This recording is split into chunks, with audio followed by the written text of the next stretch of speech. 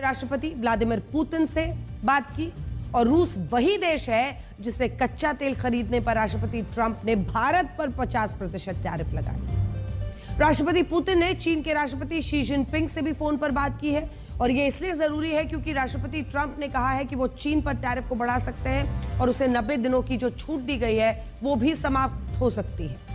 इसके अलावा राष्ट्रपति पुतिन ने दक्षिण अफ्रीका के राष्ट्रपति सिरिल रामाफोसा से भी फोन पर बात की। आपको याद होगा सिरिल रामाफोसा वही राष्ट्राध्यक्ष है जिनको व्हाइट हाउस में बिठाकर फेक न्यूज दिखाकर डोनाल्ड ट्रंप ने बेइज्जत किया था। वहीं पुतिन का उनसे बात करना बहुत मायने रखता है। जबकि ब्राजील के राष्ट्रपति लुला डी सिल्वा ने भी भारत के प्रधानमंत्री नरेंद्र मोदी को फोन किया और ये सारी घटनाएं वैश्विक राजनीति में बड़े बदलाव का साफ संकेत दे रही हैं।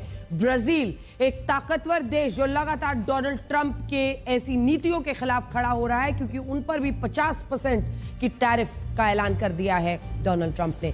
ब्राजील, रूस, इंडिया, चाइना, साउथ अफ्रीका ये वो देश हैं जिन्होंने ब्रिक्स संगठन की स्थापना की थी और इस वक्त राष्ट्रपति ट्रंप इसी ब्रिक्स को अपना सबसे बड़ा दुश्मन बता रहे हैं। लेकिन ब्रिक्स देशों के बीच इस डायलॉग को देखकर ऐसा लगता है कि जरूर टैरिफ के मुद्दे पर इन देशों की तरफ से कोई रणनीति बनाई जा रही है और अमेरिका में भी इस पर हलचल अब तेज हो गई है। मैं आपको बड़ी स्क्रीन पर कुछ देर में दिखाऊंगी कि पिछले 24 घंटे में क्या क्या बदल चुका है, तो हम आपको दिखाने वाले हैं कुछ देर में। लेकिन उससे पहले ब्रिक्स की चूंकि बात हो रही है तो आपको जरा बताना चाहते हैं कि ब्रिक्स एक ऐसा संगठन है जिसने पहले से ही अमेरिका के खिलाफ एक अलग अलग ताकतवर मुल्कों की जो लामबंदी होती है उसके लिए ये संगठन बना था।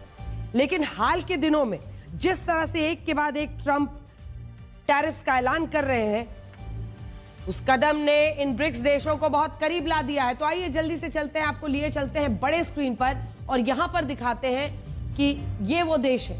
ब्रिक्स सदस्यों के बीच संवाद जो हो रहा है, प्रधानमंत्री नरेंद्र मोदी की व्लादिमीर पुतिन से फोन पर बातचीत हुई है जिसमें स्ट्रेटेजिक बेटर रिलेशनशिप को लेकर चर्चा हुई है।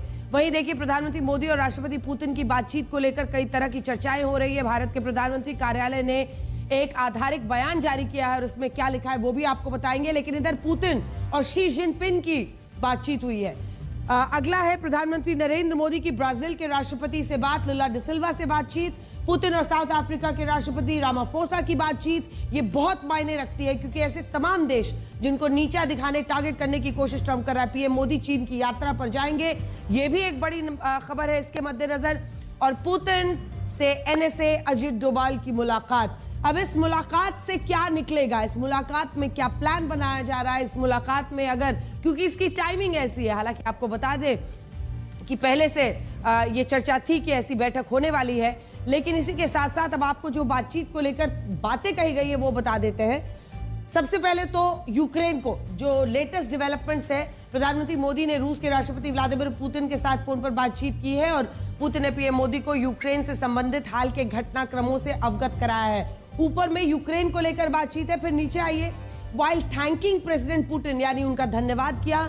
दोनों नेताओं ने द्विपक्षीय एजेंडे में प्रगति की भी समीक्षा की है। भारत रूस के बीच मतलब जो प्रोग्रेस हो रहा है, जो बायलैटरल एजेंडा है, द्विपक्षीय एजेंडा है दोनों देशों का, उस पर भी बातचीत की है और प्रतिबद्धता दोहराई है। प्रधानमंत्री मोदी ने राष्ट्रपति पुतिन को इस साल के अंत में भारत रूस जो शिखर सम्मेलन है उसके लिए भी आमंत्रण दिया है। तो इस पूरे बयान में सबसे महत्वपूर्ण बात यह लिखी है कि राष्ट्रपति पुतिन और प्रधानमंत्री मोदी ने भारत और रूस के बीच रणनीतिक साझेदारी, स्ट्रेटेजिक रिलेशनशिप को मजबूत करने पर सहमति बनाई है।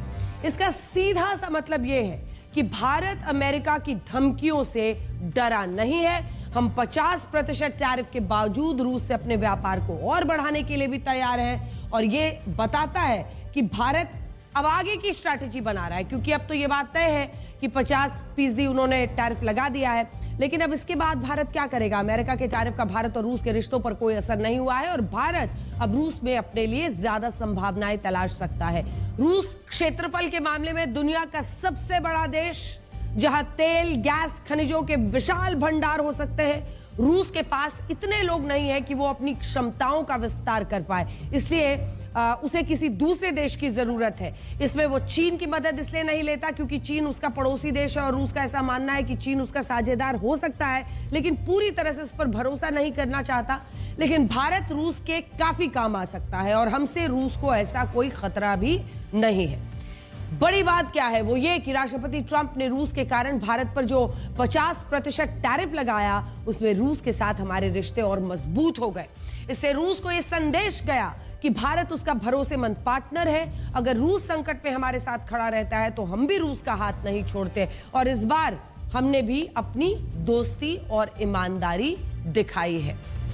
अब आप इस ग्राफिक्स को जरा देखिए जो हम आपको दिखा रहे हैं। आप ये समझ पाएंगे कि टैरिफ के मुद्दे पर दुनिया के वर्ल्ड ऑर्डर में क्या बदलाव आए हैं। एक तरफ रशिया, चाइना, ब्राजील, ईरान, ये तमाम देश हो गए भारत का जो समर्थन करते हैं। संतुलित रुख इजराइल का है क्योंकि उसकी मजबूरी है अमेरिका, उसकी मजबूरी है डोनाल्ड ट्रंप, और इसीलिए वो उनके लिए नोबेल प्राइज भी मांगता है क्योंकि ईरान के खिलाफ अकेले लड़ना नहीं है, तो ऐसे में अमेरिका का साथ चाहिए। तो ये मजबूरी, लेकिन एक साथी के तौर पर खड़ा रहा है, खास तौर पर जब पाकिस्तान के साथ हमारा ये पूरा जो स्टैंड ऑफ रहा। खामोश रहने वाले देशों के भी नाम आज हम आपको बताना चाहते हैं। दूसरी तरफ है Britain, France, Italy, Spain, Australia, दक्षिण कोरिया, जापान, जर्मनी, यूएई, जो टैरिफ की राजनीति से तो असहमत है, लेकिन इन देशों ने भारत पर लगे टैरिफ को लेकर चुप्पी साध रखी है। जबकि इजराइल ने बीच का रास्ता अपनाया है। इजराइल अमेरिका और भारत में संतुलन बनाकर रखना चाहता है। मजबूरी उनकी बहुत बड़ी है। यहां जरूरी बात यह है कि भारत को रूस और चीन से समर्थन तो मिल रहा है, लेकिन प्रधानमंत्री नरेंद्र मोदी एससीओ समिट के लिए 7 साल बाद चीन भी जा रहे हैं। लेकिन यहां हमें बार बार इस बात को ध्यान में रखना होगा कि चीन वही देश है जिसने संयुक्त राष्ट्र में मसूद अजहर जैसे आतंकी को बचाया है। ऑपरेशन सिंदूर में पाकिस्तान को हथियार दिए हैं, जिसका लद्दाख और अरुणाचल प्रदेश में आज भी भारत के साथ सीमा विवाद है।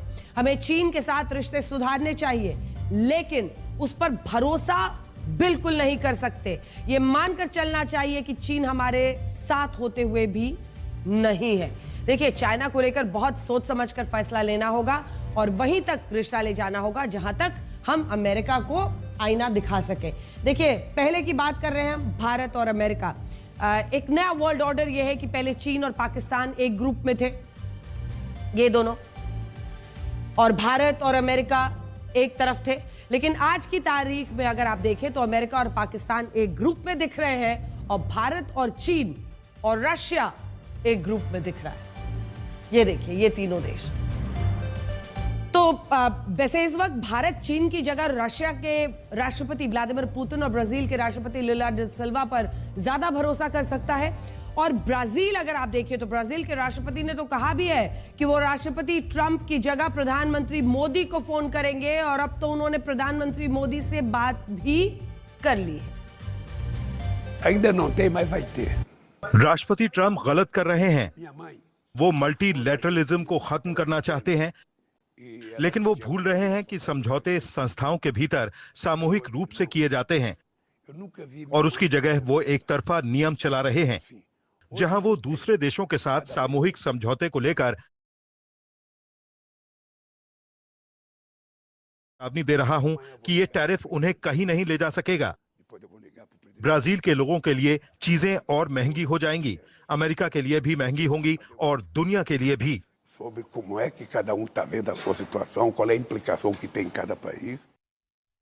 तो लुला दा सिल्वा ने भी खुलकर आईना दिखाया है डोनाल्ड ट्रंप को। सवाल यह है कि क्या डोनाल्ड ट्रंप इस वक्त जिस तरह की मनोदशा में है, क्या वो समझने को तैयार होंगे?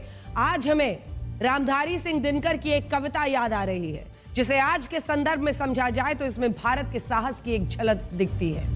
दिनकर जी कहते हैं, सच है विपत्ति जब आती है, कायर को ही दहलाती है। सूरमा नहीं विचलित होते, क्षण एक नहीं धीरज खोते। विघ्नों को गले लगाते हैं, कांटों में राह बनाते हैं। इन पंक्तियों में आपको आज का भारत दिखाई देगा, वो भारत जिसने टैरिफ की विपत्ति में अपना धीरज नहीं खोया है।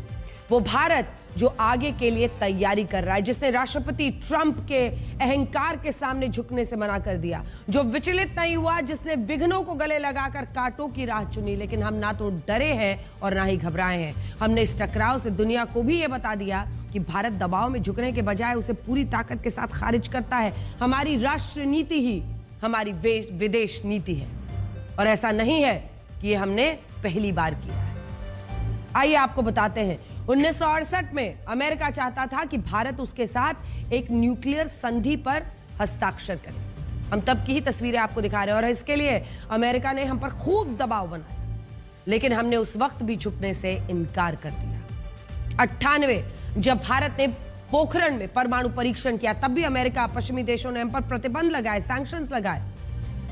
लेकिन इन सब के बावजूद हम झुके नहीं। हमने देश हित को सबसे ऊपर रखा, और इसीलिए राष्ट्र नीति ही हमारी विदेश नीति है। ये बात पूरे विश्व को समझ लेना चाहिए। आज भी जब राष्ट्रपति ट्रंप भारत पर दबाव बनाकर ट्रेड डील करना चाहते थे, हमारे कृषि और डेयरी सेक्टर को कमजोर करना चाहते थे, उस पर उनकी नजर थी, तो भारत ने अपने देश में अपने किसानों के लिए एक स्टैंड लिया और झुकने से इनकार किया। सबसे बड़ा जवाब हमने ये दिया कि जब अमेरिका ने रूस से कच्चा तेल खरीदने के लिए हम पर 50% टैरिफ लगाया, तब हम इस टैरिफ से विचलित नहीं हुए। इसकी जगह दिल्ली में 11वां India Russia working group session हुआ, जिसमें दोनों देशों के बीच कई बड़े एमओयूज पर हस्ताक्षर हुए। इसमें joint research, manufacturing, technology transfer, defence equipment, aerospace, aviation technology, high speed train और भारत में रेयर अर्थ एलिमेंट्स की माइनिंग को लेकर कई समझौते हुए। और ये सब भी तब हुआ जब अमेरिका हमें धमकियां दे रहा था, लेकिन हमने अमेरिका को बता दिया कि भारत एक स्वतंत्र राष्ट्र है और हमें कब, कहां, किसके साथ व्यापार करना है ये हम तय करेंगे। कोई दूसरा देश डिक्टेशन नहीं दे सकता। भारत ने रूस के साथ जिन एमओयू पर हस्ताक्षर किए हैं, उनमें रूस को भी फायदा होगा। रशिया को इस वक्त एक भरोसेमंद साथी की जरूरत थी, क्योंकि पश्चिमी देशों ने रशिया पर 28,000 से ज्यादा आर्थिक प्रतिबंध लगाए हुए हैं, और इन प्रतिबंधों के कारण रशिया चीन पर ज्यादा निर्भर हो रहा था। लेकिन अब वो भारत के साथ अपनी भागीदारी को बढ़ाना चाहता है। इससे यह भी पता चलता है कि अब दुनिया मल्टीपोलर हो रही है, जिसमें वैश्विक राजनीति सिर्फ अमेरिका के इर्द गिर्द सीमित है ही नहीं। इस बात को अमेरिका के राष्ट्रपति डोनाल्ड ट्रंप भी समझते हैं, और इसीलिए वो लगातार ब्रिक्स देशों को अपना निशाना बना रहे हैं। भारत पर भी ज्यादा टैरिफ इसलिए लगाया गया है क्योंकि भारत इस ब्रिक्स संगठन का हिस्सा है, क्योंकि भारत किसानों के मुद्दे पर, डेयरी के मुद्दे पर उनके सामने झुका नहीं, क्योंकि भारत आसिम मुनीर की तरह उनका चीयर लीडर नोबेल प्राइज के लिए बना नहीं, क्योंकि भारत ने कहा कि हमने आपके दबाव में सीज फायर नहीं किया, हमने पाकिस्तान के डीजीएमओ के झुकने के बाद डीजीएमओ स्तर पर फिलहाल युद्ध को रोका है। ब्रिक्स 5 देशों से मिलकर बनता है। आपको बताते हैं ब्रिक्स का होना भी भारत का कितना खल रहा है। ये जो बी और आई है, ये आजकल सबसे ज्यादा खल रहा है डोनाल्ड ट्रंप को। आर से तो मुलाकात रशिया से होने वाली है, और इधर चाइना पर भी 34% का ही टैक्स है, 90 दिन का बेनिफिट पीरियड भी है। लेकिन ये जो बी और आई है, यानी ब्राजील और इंडिया, ब्राजील, आर का मतलब रशिया है, आई का मतलब इंडिया, सी का मतलब चाइना, एस का मतलब साउथ अफ्रीका, ये ब्रिक्स संगठन की साल पहले तक दुनिया में 90% व्यापार सिर्फ डॉलर में हुआ करता था। 90%। आज भी दुनिया के अलग अलग देशों के विदेशी मुद्रा भंडार में 53% विदेशी मुद्रा सिर्फ डॉलर के रूप में जमा है। ऐसा इसलिए है क्योंकि दुनिया में व्यापार कहीं भी हो, लेकिन लेन देन सिर्फ डॉलर में होता है। उदाहरण के लिए जापान और ऑस्ट्रेलिया या वियतनाम और इंडोनेशिया, उनके बीच व्यापार हो तो इसमें लेन देन डॉलर के जरिए ही किया जाता है। यानी इस व्यापार में जब अमेरिका की कोई भूमिका भी नहीं होती, तब भी दुनिया के ज्यादातर देश लेन देन उसी के करेंसी में यानी डॉलर में करते हैं। इसका कारण यह है कि अंतर्राष्ट्रीय बाजार के लिए स्विफ्ट जैसे जो सिस्टम इस्तेमाल होते हैं, वो डॉलर को ही कॉमन करेंसी मानते हैं। इसे ऐसे समझिए कि अंग्रेजी भाषा ब्रिटेन से भारत में आती है, लेकिन अब ये इतनी कॉमन हो गई है कि सरकार के कामकाज से लेकर अपने दफ्तर और स्कूल में भी बहुत सारे काम इसी अंग्रेजी भाषा में होते हैं। इसे यूनिवर्सल पैटर्न कहा जाता है। और आज अमेरिका का डॉलर अंतर्राष्ट्रीय व्यापार के लिए एक यूनिवर्सल और कॉमन करेंसी बना हुआ है। लेकिन अब ब्रिक्स के कुछ देशों का कहना है कि जब व्यापार वो कर रहे हैं तो उसका लेन देन डॉलर में करके अमेरिका को क्यों फायदा पहुंचाया जाए। और यही सोचकर रशिया और चीन के बीच 80% व्यापार रूबल और चीन की करेंसी युआन में होने लगा है। और भारत भी रूस से कच्चा तेल लोकल करेंसी में खरीद रहा है और यही बात राष्ट्रपति डोनाल्ड ट्रंप को भा नहीं रही, जिसकी वजह से वो ब्रिक्स को सीधा निशाना बना रहे हैं। हालांकि राष्ट्रपति ट्रंप के इस टैरिफ में कुछ ट्विस्ट भी है। इन्हें भी एक ट्विस्ट का नाम है गिफ्ट पॉलिसी। ये बड़ा दिलचस्प है, जिसके तहत अगर कोई कंपनी या देश राष्ट्रपति डोनाल्ड ट्रंप से टैरिफ में डिस्काउंट चाहता है तो वो उन्हें एक शानदार सा गिफ्ट दे सकता है। राष्ट्रपति ट्रंप ने धमकी दी थी कि अमेरिका की जो टेक कंपनियां देश के बाहर अपने सामान का उत्पादन करेंगी उन पर अलग से टैरिफ लगाया जाएगा, जिसके बाद कुछ कंपनियों ने अपना मन बदल लिया। राष्ट्रपति ट्रंप को खुश करने के लिए उन्हें तोहफा दे दिया। तोहफा कबूल करने में तो इन्हें बहुत महारत हासिल है। हम आपको दिखाते हैं, इनमें सबसे बड़ी कंपनी का नाम है एप्पल, जिसके सीईओ टिम कुक को डर था कि अगर ट्रंप अपनी कंपनी पर उनकी कंपनी पर टैक्स लगा देंगे तो एप्पल को बहुत ज्यादा नुकसान होगा। और इसीलिए टिम कुक राष्ट्रपति ट्रंप से मिलने व्हाइट हाउस गए और वहां उन्होंने ऐलान किया कि एप्पल कंपनी अगले 4 साल में अमेरिका में 50 लाख करोड़ रुपए का निवेश करेगी और अमेरिका में हजारों लोगों को नौकरियां दी जाएंगी। इसके अलावा टिम कुक ने राष्ट्रपति ट्रंप को खुश करने के लिए उन्हें गिफ्ट भी दिया। ये गिफ्ट एक ग्लास प्लेट का है, जिसे 24 कैरेट गोल्ड के एक बेस पर रखा गया। इस पर कुछ खास शब्द भी लिखे हैं। इस पर लिखा है, president Donald J Trump, Apple American manufacturing program made in USA 2025। Tim Cook के इस गिफ्ट से डोनाल्ड ट्रंप तो काफी खुश हुए, लेकिन दुनिया अब ये कह रही है कि क्या इसे रिश्वत नहीं माना चाहिए। राष्ट्रपति ट्रंप ने कहा था कि वो एप्पल कंपनी पर भी विदेशों में उत्पादन करने के लिए 100% टैरिफ लगा सकते हैं, लेकिन अब इस गिफ्ट के बाद इस टैरिफ को ट्रंप ने टाल दिया है। और इसके बाद अब दुनिया में लोग ये कहते हुए राष्ट्रपति ट्रंप का मजाक उड़ा रहे हैं कि क्या वो गिफ्ट लेने के लिए ये सारे टैरिफ लगा रहे हैं। Yes, please. This box was made in the U.S., California, and this glass comes on the Corning line. It's engraved for President Trump. It's a unique unit of one. It was designed by a U.S. Marine Corps corporal, a former one, that works at Apple now. He's done well. Designed it for you.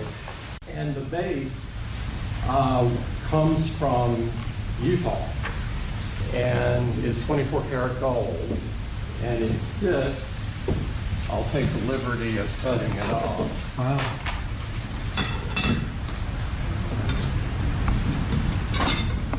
Well, there we go. Congratulations, Thank you Mr. very much. President. It's Thank you so fantastic. much. The great people of Kentucky. Apple के CEO Tim cook एक global icon है, लेकिन देखिए tariff से बचने के लिए क्या क्या करना पड़ता है। उन्हें बाकायदा पूरी मीडिया के सामने एक नुमाइश के जरिए उन्हें ओपनली ये सब कुछ लिखकर डोनाल्ड ट्रंप को भेंट करना पड़ा ताकि वो तोहफा कबूल करें, टैरिफ माफ करें। अगर आप राष्ट्रपति ट्रंप की राजनीति को ब्लैक एंड व्हाइट में देखेंगे तो आपको ये पता चलेगा कि ट्रंप जब उद्योगपति थे तब भी उन्हें दबाव बनाकर लोगों से गिफ्ट लेना पसंद था और आज भी वो इसी गिफ्ट पॉलिसी पर चल रहे हैं। हाल ही में कतर के शाही परिवार से डोनाल्ड ट्रंप को एक बोइंग जंबो जेट विमान तोहफे में लेने का ऐलान किया, जिसकी कीमत 3,300 करोड़ रुपए है। अमेरिका में ये मांग खूब जोर से उठाई गई कि राष्ट्रपति ट्रंप को ये विमान तोहफे में लेने से इनकार कर देना चाहिए, लेकिन डोनाल्ड ट्रंप को तो गिफ्ट पसंद है। इसी तरह वियतनाम और इंडोनेशिया ने राष्ट्रपति ट्रंप के परिवार को लाखों करोड़ रुपए के प्रोजेक्ट्स गिफ्ट किए। राष्ट्रपति ट्रंप ने इन्हें भी सहर्ष स्वीकार किया क्योंकि ट्रंप को गिफ्ट पसंद है। वियतनाम ने 13,000 करोड़ रुपए का एक इंटरनेशनल गोल्फ रिसोर्ट प्रोजेक्ट राष्ट्रपति ट्रंप के परिवार को तोहफे में दिया और बदले में राष्ट्रपति ट्रंप ने भी वियतनाम का टैरिफ 46% से घटाकर 20% कर दिया।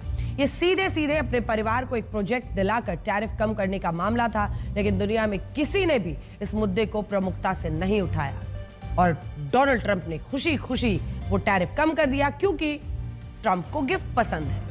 इसी तरह इंडोनेशिया की सरकार से भी बाली और जावा में राष्ट्रपति ट्रंप के परिवार को होटल और एक गोल्फ कोर्स बनाने का प्रोजेक्ट मिला और यहां भी राष्ट्रपति ट्रंप ने इस गिफ्ट को ना नहीं कहा, क्योंकि ट्रंप को गिफ्ट पसंद है। तुर्की और अजरबैजान ने भी ऐसा ही करके राष्ट्रपति ट्रंप को अपने पक्ष में करने की कोशिश की। तुर्की की सरकार ने यह ऑफर दिया कि राष्ट्रपति ट्रंप की कंपनी इस्तांबुल में ट्रंप टावर और ऑफिस कॉम्प्लेक्स का निर्माण कर सकती है, जबकि अजरबैजान ने भी इसी तरह का ऑफर दिया।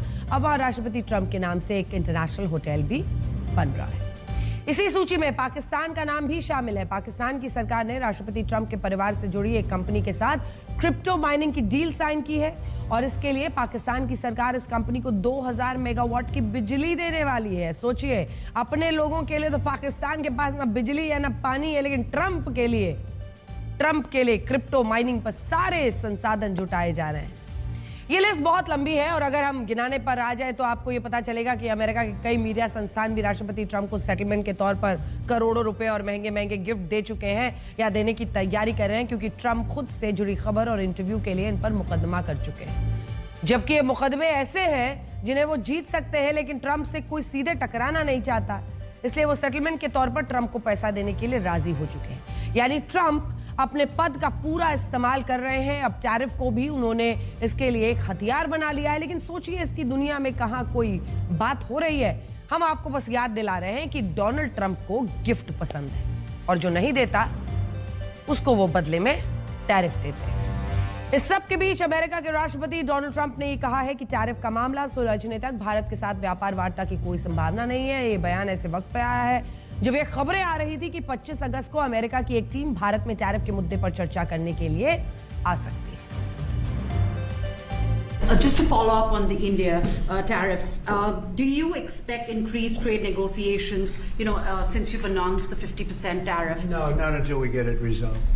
Just to follow up on the India tariffs, do you expect increased trade negotiations, since you've announced the 50% tariff? No, not until we get it resolved.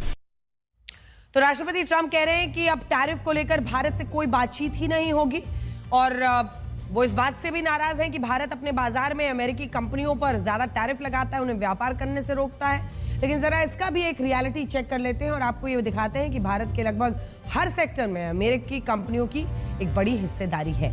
Soft drinks के बाजार में 2 बड़ी कंपनियां हैं, एक कोका कोला, एक PepsiCo. ये दोनों कंपनियां अमेरिका की हैं। भारत के लोग सॉफ्ट ड्रिंक्स की हर 10 में से 6 बॉटल कोका कोला कंपनी की पीते हैं और ये सारा पैसा एक अमेरिकी कंपनी की जेब में जाता है। इसके अलावा शैम्पू का मशहूर brand Head and Shoulders, Gillette, Oral B, Vicks, Colgate, कपड़े धोने का वॉशिंग पाउडर, टाइड, एरियल, बच्चों का पैम्पर्स भी अमेरिका की कंपनी का है, पैसा वहीं जाता है।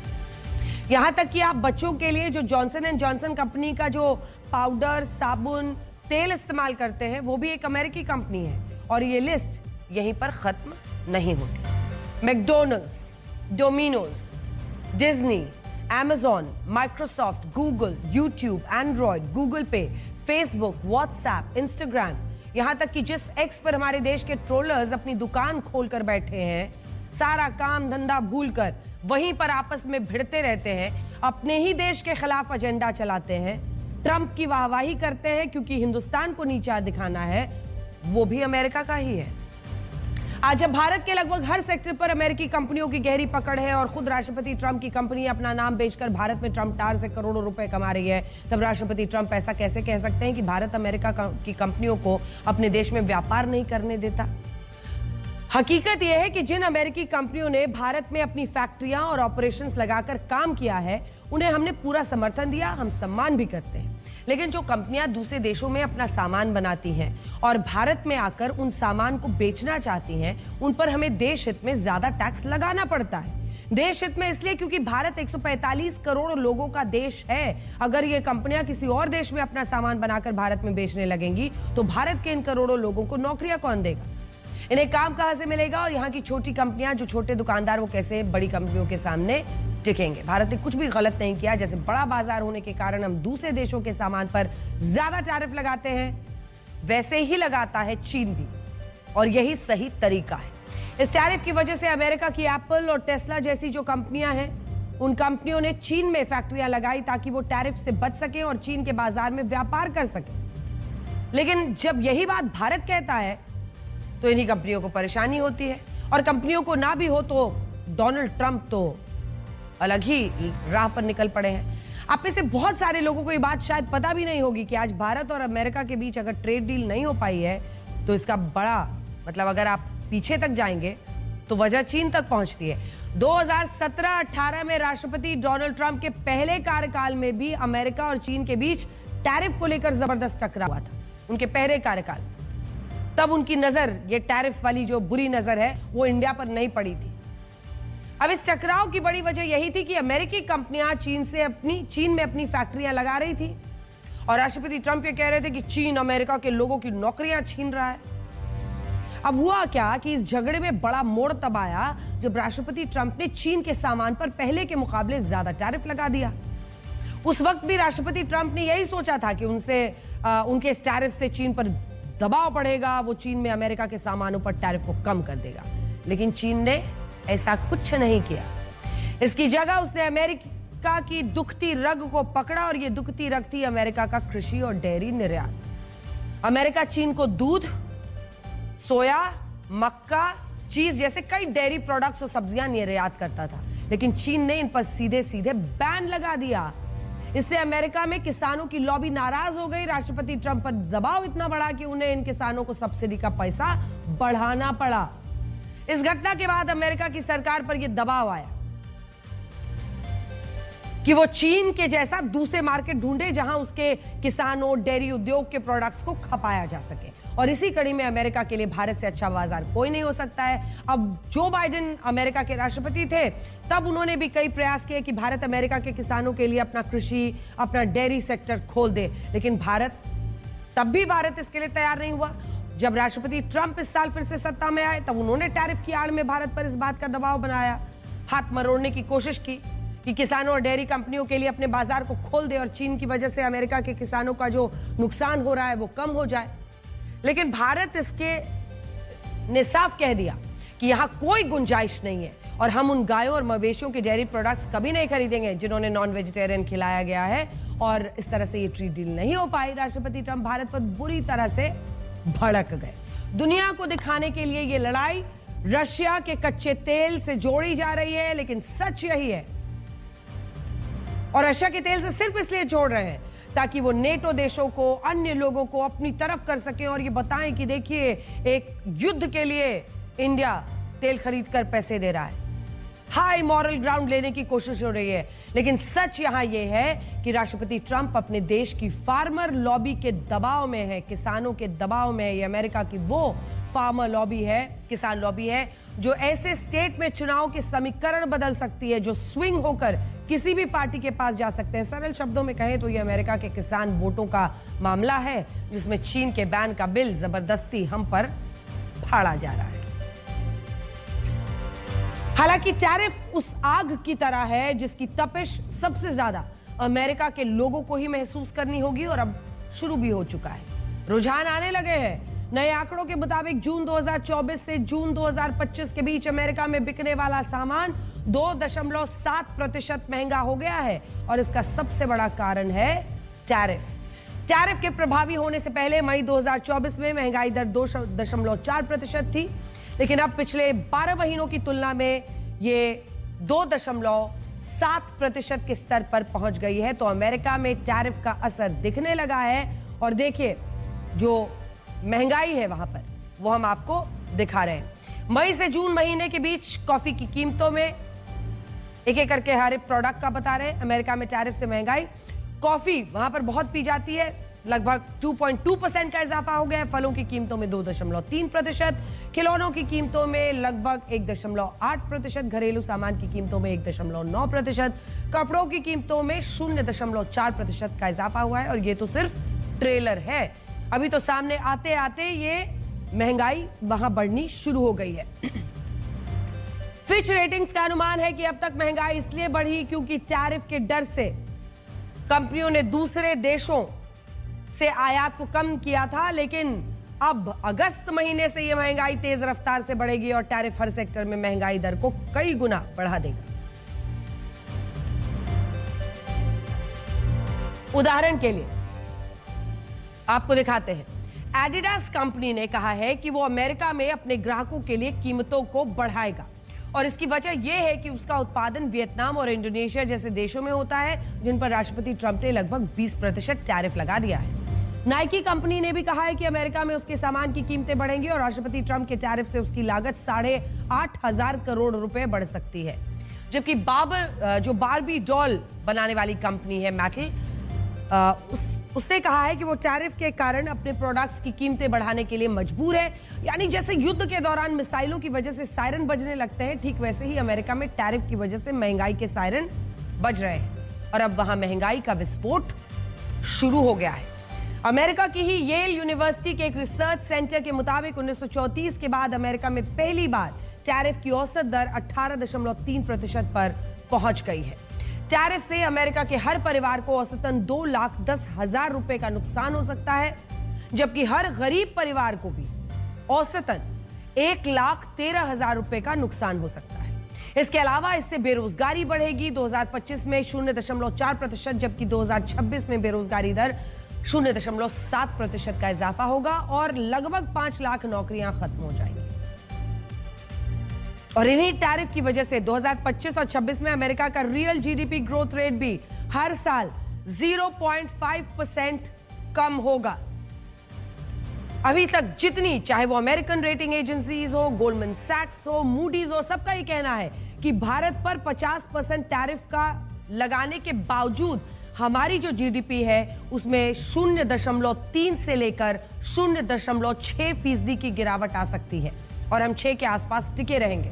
लेकिन अमेरिका का क्या हाल होगा आप देखिए। अमेरिका हर साल $3.36 ट्रिलियन का सामान दूसरे देशों से खरीदता है, लेकिन अब अनुमान है कि इनमें से 84% सामान नए टैरिफ के दायरे में आएंगे और इससे होगा ये कि ये सारा सामान महंगा हो जाएगा और जब ये महंगा होगा तो इसका सीधा असर अमेरिका के लोगों पर पड़ेगा और वहां टैरिफ से महंगाई का एक विस्फोट होगा। इस टैरिफ की टेंशन से सोने की कीमतों में भी जबरदस्त इजाफा हुआ है। आज 10 ग्राम 24 कैरेट सोने की कीमत 1,02,560 रुपए हो गई, जबकि 1 किलोग्राम चांदी की कीमत 1,17,100 रुपए हो गई है।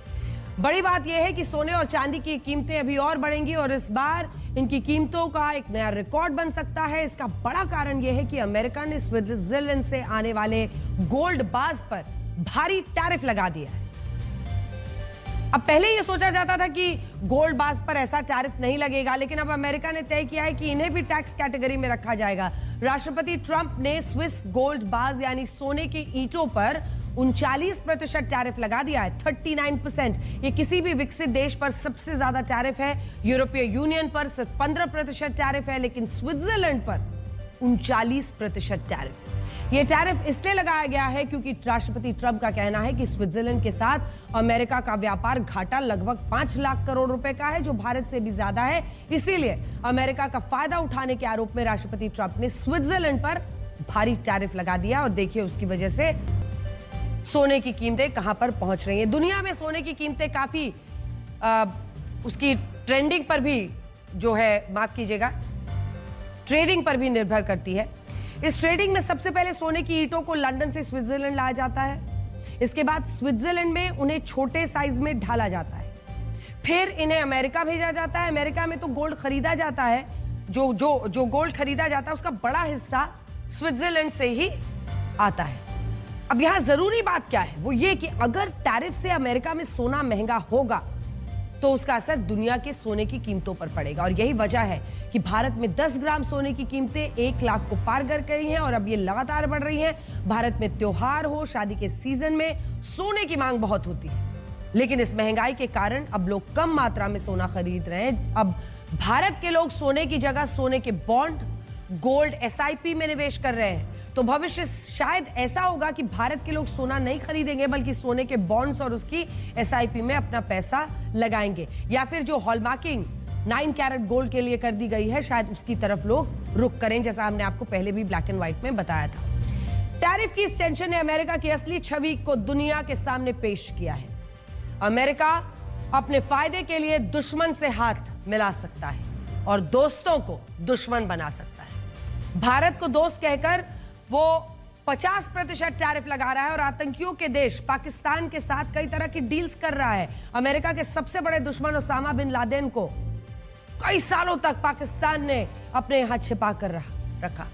9/11 में अनेकों मासूमों की जान, जिसने दफ्तर में लोग बैठे थे, अपने अपने बिल्डिंग में काम कर रहे थे, जो उनका कसूरवार था, उस आतंकी को पाकिस्तान ने अपने यहां छिपा कर रखा था। बावजूद इसके अमेरिका ने पाकिस्तान को साझेदार बनाए रखा, क्योंकि उसे चीन, अफगानिस्तान, मिडिल ईस्ट से निपटने के लिए पाकिस्तान से फायदा लेना था। पाकिस्तान और अमेरिका की यह दोस्ती अब और ज्यादा गहरी हो रही है। पाकिस्तान के army chief field marshal Munir एक बार फिर से अमेरिका के दौरे पर जा रहा है। इस बार आसिम मुनीर को सेंटकॉम के नए प्रमुख की नियुक्ति समारोह में आमंत्रित किया गया है।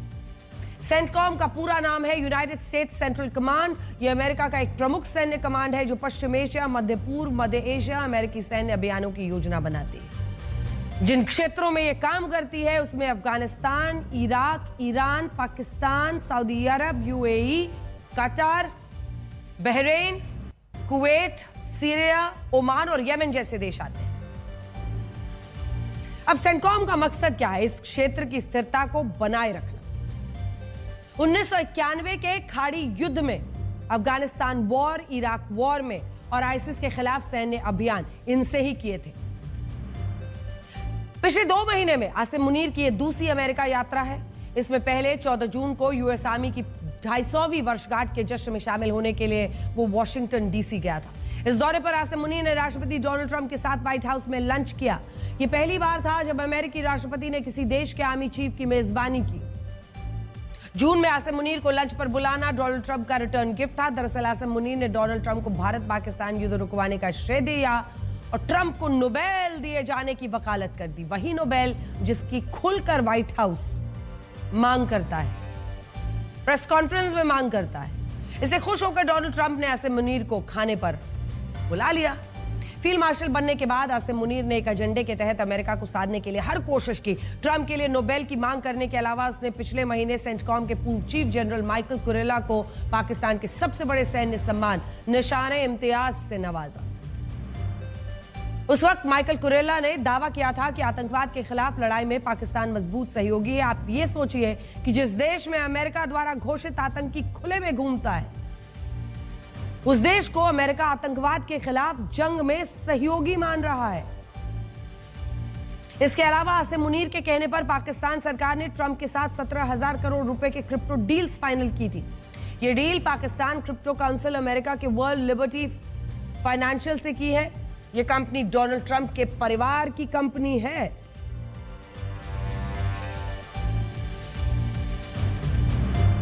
तो देखा जाए तो आसिम मुनीर ट्रंप के यस मैन है। डोनाल्ड ट्रंप जैसा आदेश करते हैं, आसिम मुनीर जी हुजूर कहकर उनके इच्छा पूरी कर देते हैं। फिर चाहे युद्ध रुकवाने का श्रेय हो, नोबेल हो या फिर क्रिप्टो डील हो। और देखा जाए तो डोनाल्ड ट्रंप की जी हजूरी, आसिम मुनीर की मजबूरी। पाकिस्तान कर्ज में डूब रहा है, वो धीरे धीरे दिवालिया हो रहा है। आतंक का बिजनेस भी भारत के एक्शन से खत्म हो रहा है। ऐसे में उसे पैसा चाहिए। पैसा ट्रंप की जी हजूरी से ही तो मिलने वाला है। पाकिस्तान अपने फायदे के लिए अमेरिका से दोस्ती बढ़ा रहा है और अमेरिका अपने फायदे के लिए पाकिस्तान को अपना पिट्ठू बना रहा है। विश्व की मौजूदा परिस्थितियों में चीन, भारत, रशिया और ब्राजील जैसे देश अमेरिका के आगे झुकने के लिए तैयार नहीं है। चीन और भारत से सीधे सीधे निपटना अमेरिका के लिए लगभग नामुमकिन है। इसीलिए वो पाकिस्तान से दोस्ती बढ़ाकर कूटनीतिक चालें चल रहा है। अमेरिका के लिए पाकिस्तान और पाकिस्तान के लिए अमेरिका इतना जरूरी क्यों है? इसके 5 मुख्य कारण हैं। पहला है अफगानिस्तान। अमेरिका चाहता है कि अफगानिस्तान से उसकी सेना हटने के बाद भी यहां स्थिरता बनी रहे। अफगानिस्तान का पड़ोसी होने की वजह से अमेरिका को पाकिस्तान की जरूरत है। पाकिस्तान भी टीटीपी समेत अन्य संगठनों के अलावा अज्ञात हमलावरों से परेशान है। उसे लगता है कि इसके पीछे पाकिस्तान का हाथ है। दूसरा कारण, चीन के बढ़ते प्रभाव को नियंत्रित करना। पाकिस्तान और चीन के करीबी संबंध है। चाइना पाकिस्तान इकोनॉमिक कॉरिडोर इस दोस्ती का बड़ा उदाहरण है। अमेरिका नहीं चाहता कि पाकिस्तान पूरी तरह चीन के प्रभाव में रहे। ऐसा होने पर इस क्षेत्र में अमेरिकी दाही खत्म हो जाएगा। वो चाहता है कि चीन से अगर उसे दूर रखना है तो अपने करीब लाना ही होगा। तीसरा, पाकिस्तान का संकट और कर्ज। पाकिस्तान डूबी अर्थव्यवस्था को कर्ज की दरकार है, पाकिस्तान को IMF, वर्ल्ड बैंक, इन सब से कर्ज मिलना मुश्किल है। ऐसी स्थिति में अमेरिका ही साथ देता है। चौथा, पाकिस्तान में राजनीतिक अस्थिरता। अमेरिका नहीं चाहता कि एक परमाणु संपन्न देश में राजनीतिक अस्थिरता हो और कट्टरपंथी जो शासक है उनके हाथ में ये परमाणु हथियार हो।